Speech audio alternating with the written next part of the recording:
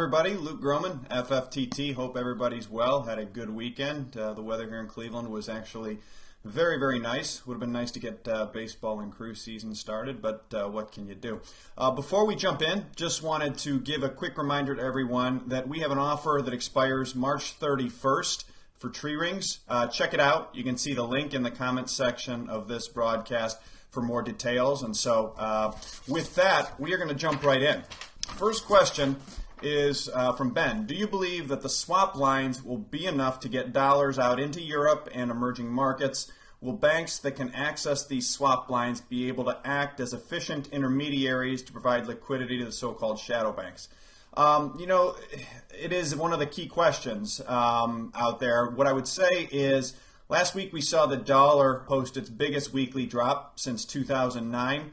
If you look at cross-currency basis swaps against, in particular, the euro, but also the yen, two of the big ones, they narrowed dramatically, suggesting meaningful dollar liquidity injections are at least in the near term working. And the key, though, is understanding that you're really chasing a moving bogey. And so if the economy stays shut down, and I didn't have a chance to watch President Trump beginning to end, it looks like he extended the mandates for the economy out to April 30th. But if the economy stays shut down, the amount of dollars that are going to have to be injected into the economy globally by the Fed and domestically by both the Fed and the fiscal side are going to rise non-linearly. And if they don't do enough, stocks are likely, and other risk assets are likely to do what they did 2 weeks ago, which was one of the worst weeks in market history. So let me see. Next question from Nenko. What is different this time? Could it be another February 2018 or December 2018?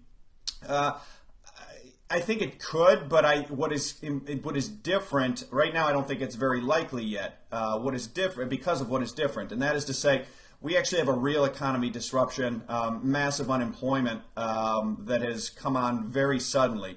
And that makes it much more difficult to paper over easily. Back in February 18, back in December 18, we ultimately had what were financial market disruptions that we've talked about before. But once you apply enough stimulus, the Fed was able to basically muscle or paper over the issues. These, as much as the Fed wants to print, they can't get the people back. Can't get people back to work.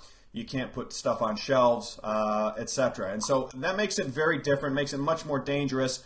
Ultimately, we think the Fed is likely going to have to monetize very large amounts of U.S. government debt. Other central banks likely have to do the same. Fed possibly large amounts of corporate debt, mortgage backs as well. I think that's begun given what the Fed talked about and did last week. But again, they're chasing a moving bogey. The longer the economy stays shut down as a result of the COVID crisis, the more the Fed is going to have to do, the faster their balance sheet is going to have to rise non-linearly. From CP, the third question, let's say there's a coordinated effort from all central banks in developed countries to monetize their country's sovereign debt. Would this be inflationary longer run? It might erode trust in our institutions, but I do not see how it would create incremental demand and inflation.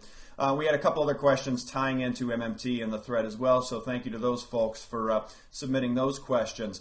The short answer is I think there's an effort afoot to start doing exactly that, where a coordinated global central bank effort. I think it's important to go back to last August. We've talked about this a couple different times in our public appearances, and we've certainly written about it a lot for our subscribers. Last August, former Fed Vice Chair Stan Fischer, former Swiss National Bank Chair Philip Hildebrand, and former Bank of Canada Governor Jean Boivin wrote a white paper for the BlackRock Institute, in which they noted that in the next crisis, global central banks would act in a coordinated fashion to go direct, basically get money directly into the hands of the economy and the people, and then they would also grow their balance sheets to pin sovereign debt yields at levels below the rate of inflation. And so basically, they told us 8 months ago the game plan is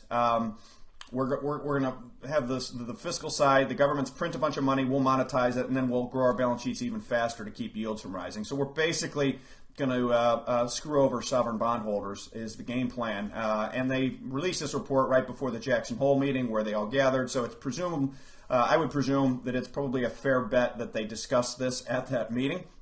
And so erode trust in institutions, in theory, yes, but that's sort of baked in the cake at this point. Right now, we face two options, neither of which are good. One is widespread defaults. The other is basically try to inflate it away. And former is a worse option than the latter, in our view, for any number of reasons. The biggest is that the debt are the assets of the wealthy class, the 1%. And so, given the influence they have in political processes all around the world, it strains credulity, in our view, that they would elect to basically write that debt off. That's their wealth. So, let's see here. How would it create incremental demand? It depends how it's managed. Look, if the Fed goes out and buys stocks and bonds solely, then we're going to get more of the same that we've had over the last 10 years, which is asset inflation, and then you hope it trickles down.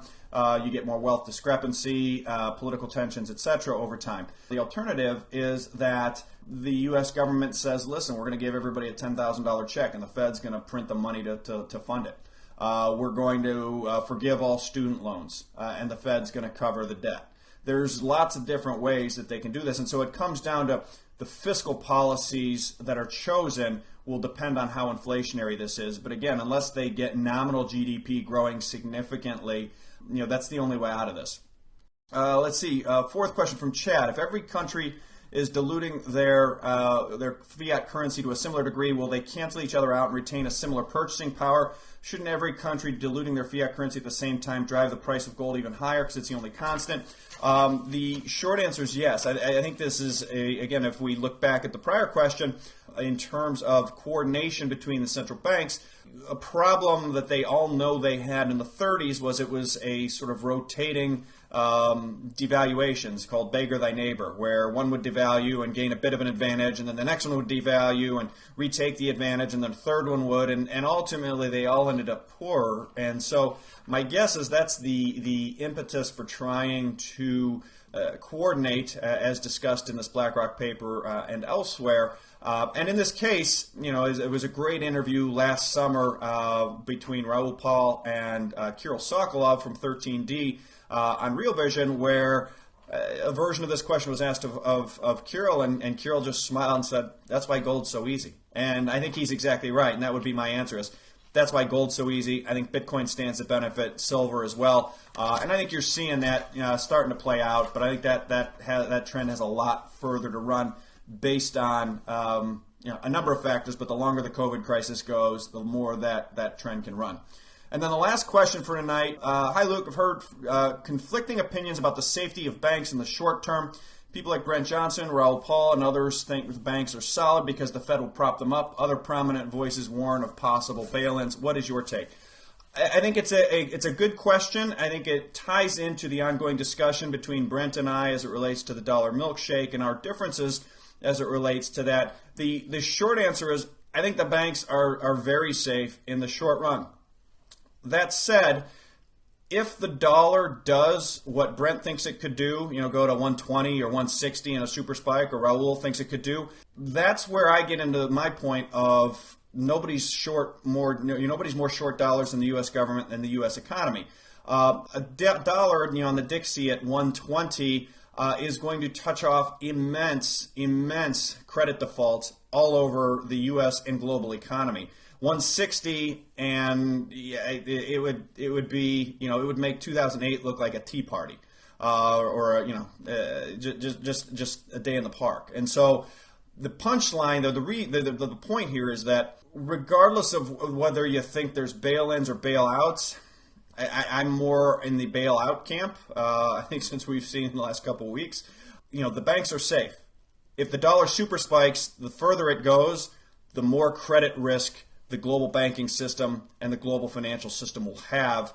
And I think the reaction we saw from central banks and the Fed in particular last week are a perfect example of that. Look, we had the dollar exit not last week but the week prior at 102.5. And on Monday morning, the Fed came out and said, "Look, we're gonna buy $625 billion a week. A week. That's $34.5 trillion a year. That's 7 times the size of their balance sheet on a run rate basis. We will buy $625 billion a week."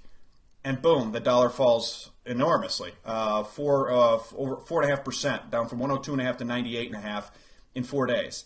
And that's what I ultimately think. Now, do you still have that underlying pressure for the dollar to go higher? Absolutely. To me, the thing that I think most people are wildly underestimating is exactly what the Fed will do. Dollar goes back to 102. Maybe they'll do $1 trillion a week. Maybe they'll do 2. Maybe they'll do 5. Maybe they'll do 10. Whatever it takes. There is no limit to what they can do. And so that to me is probably my biggest difference in terms of that dollar milkshake side and what the Fed would be prepared to do. And then, like I said, I think the banks are safe in the near term. But again, strong dollar, particularly if it goes to where Brent or I will think it could, will absolutely create credit problems that the Fed will try to ameliorate with their balance sheet in ever-growing amounts. So with that, I'm going to sign off for the night. I wish to thank all of you for joining me tonight. Hope everybody has a great week. Everybody stay healthy out there, stay safe out there, and I look forward to catching up with you all again soon. Again, one last reminder, Tree Rings, we have a special ending March 31st. Check it out in the link at the bottom of the page. Otherwise, everyone have a great week. Take care, everyone.